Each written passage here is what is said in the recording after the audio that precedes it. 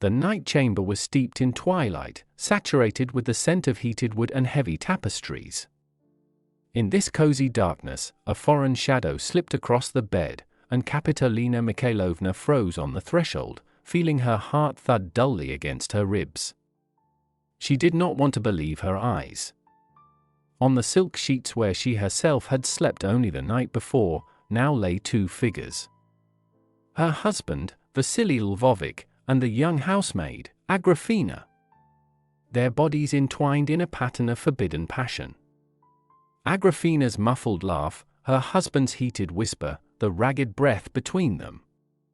These sounds echoed in Kapitolina's ears, turning into the thunderous crash of 1,000 shattered hopes. A cold grip of pain seized her chest, her legs faltered. The world spun before her eyes, blending the carpet's intricate patterns with the moonlit reflections on the floor. She clutched at the doorframe, struggling to remain standing. What disgrace! What scandal! All the whispers, all the rumors about her marriage, mocked by high society, had suddenly taken on a terrifying, undeniable reality.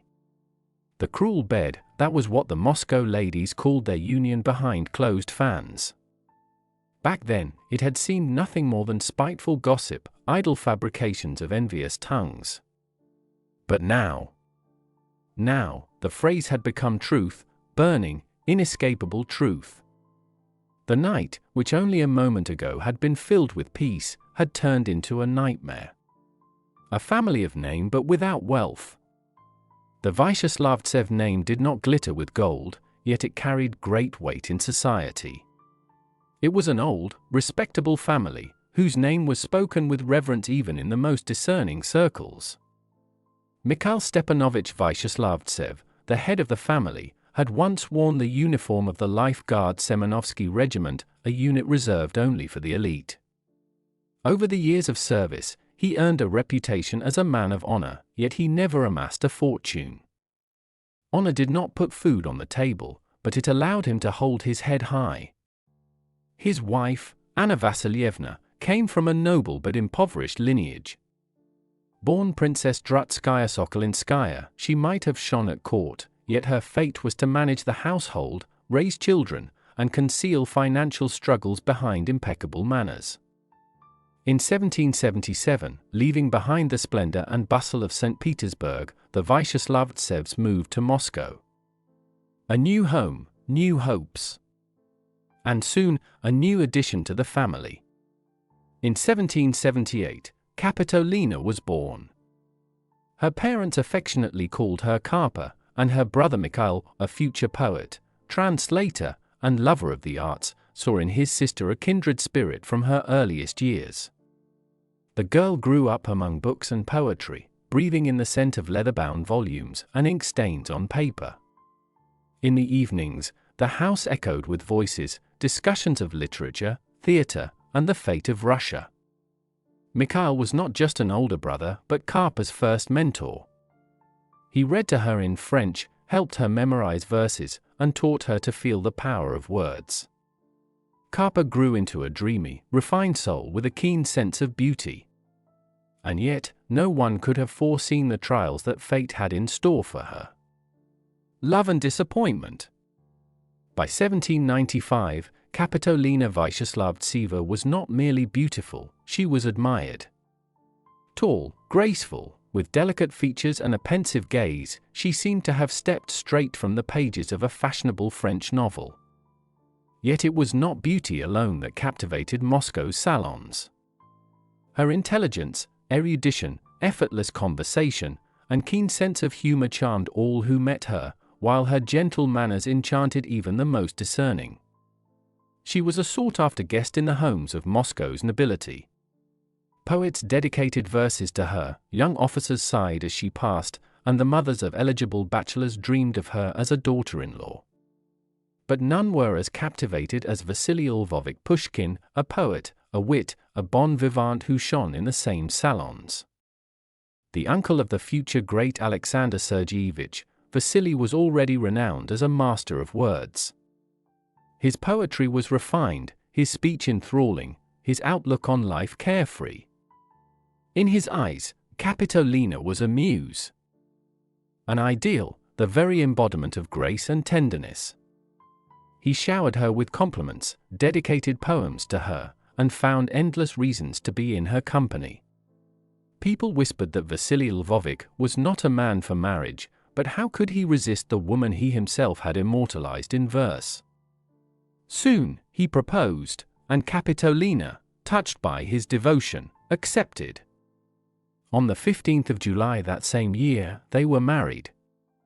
But dreams of a blissful union crumbled far too quickly. Vasily Lvovich, raised in an atmosphere of freedom and bohemian revelry, was not made for marital life. His passion faded as swiftly as it had ignited, and before long, he was once again seeking pleasure in the company of friends and fleeting romances. Marriage weighed heavily on him, while Kapitolina found herself increasingly alone. Society murmured, the Pushkin marriage was falling apart. The once radiant young wife now withdrew from social gatherings, finding solace only in the quiet of her chambers. Her eyes grew red from tears, her heart tightened with disappointment. She was 20. She had dreamed of love. Instead, she had found loneliness, separation and scandal. By 1802, Kapitolina Pushkina's patience was wearing thin. Her marriage had long existed only on paper. Vasily Lvovich rarely came home, preferring the company of friends, revelry, and fleeting affairs.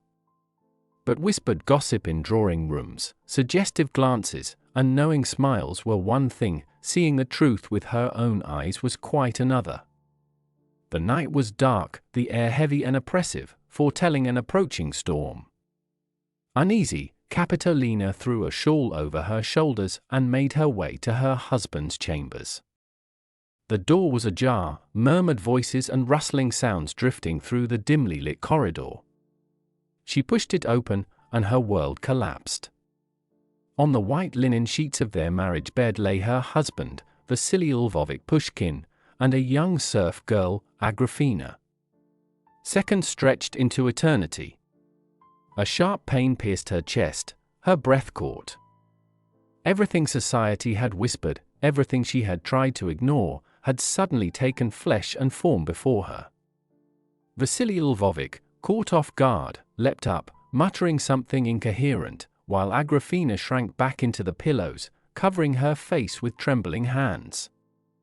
But Kapitolina did not scream, nor did she make a scene. She merely lifted her head high and walked away, fists clenched.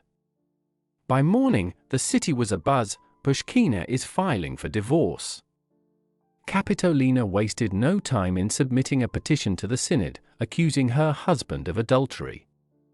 It was an unprecedented move. Noble women rarely pursued such actions, choosing instead to endure humiliation for the sake of propriety.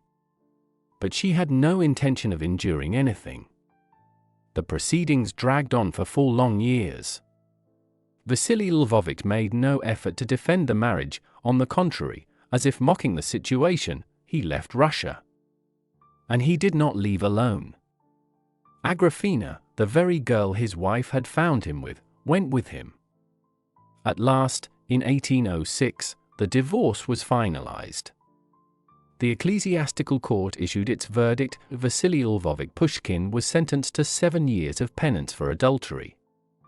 He was to pray, fast, and atone for his sins. But Kapitolina no longer cared. She was free. A new life with a new husband.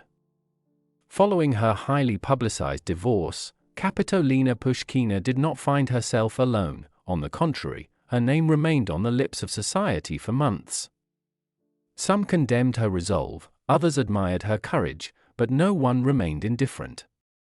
Yet Kapitolina herself withdrew from the social whirl of Moscow, weary of gossip and disillusionment.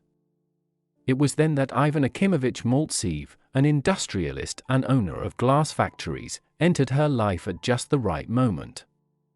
They had met even before her official separation from Pushkin, and rumors suggested that a quiet fondness had long existed between them. However, only after securing her freedom did Kapitolina allow herself to respond to his courtship. Ivan Akimovich was the complete opposite of her first husband. He was not a poet, did not dazzle in drawing rooms, nor did he compose verses in praise of her beauty. But he possessed something Kapitolina had longed for after her failed marriage: reliability, kindness, and sincere love. In his presence, she felt safe rather than humiliated. After their wedding, they settled in the village of Dyatkovo, where Ivan Akimovich managed a glass factory. The quiet provincial life suited her well. Instead of glittering ballrooms, there were vast fields, the scent of wood smoke from glass-blowing workshops, and evening tea by the fireplace. Gradually, she adapted to her new life and even began assisting her husband in running the factory. Over the years, their bond grew stronger, and their happiness found new meaning with the birth of their children. They had 3, Vasily, Maria, and Sergei. For the first time, Kapitolina experienced the joy of motherhood, the warmth of tiny hands, the sound of children's laughter filling their cozy home. Looking at her family and the devoted husband who stood by her in both joy and sorrow, Kapitolina Mikhailovna realized that at last, her life had found its true purpose. What she once dared not even dream of had become a reality: a warm, loving home where happiness truly reigned. The literary salon and connection to Pushkin.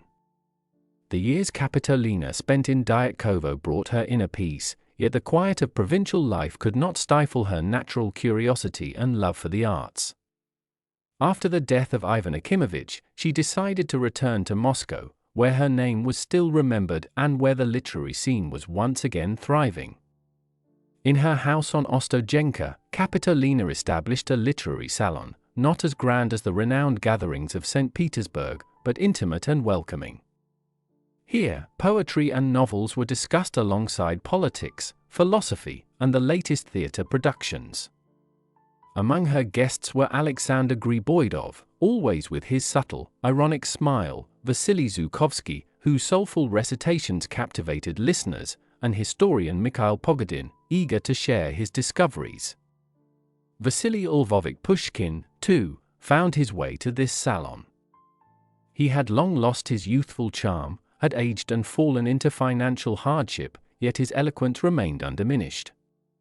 Sparks of his former vivacity still flickered in his eyes when he declaimed verses, his hand tucked behind the lapel of his coat. Kapitolina received him without bitterness, with a hint of amusement, and perhaps even a trace of regret. For once, this man had set her heart aflame. But the most cherished guest was the young Alexander Pushkin. He first appeared in her salon as a passionate, daring young student from the Lyceum, with unruly curls and an eager gleam in his eyes. Kapitolina watched him with particular interest. She saw how his talent flourished, how his verses burned with a passion his uncle had never possessed.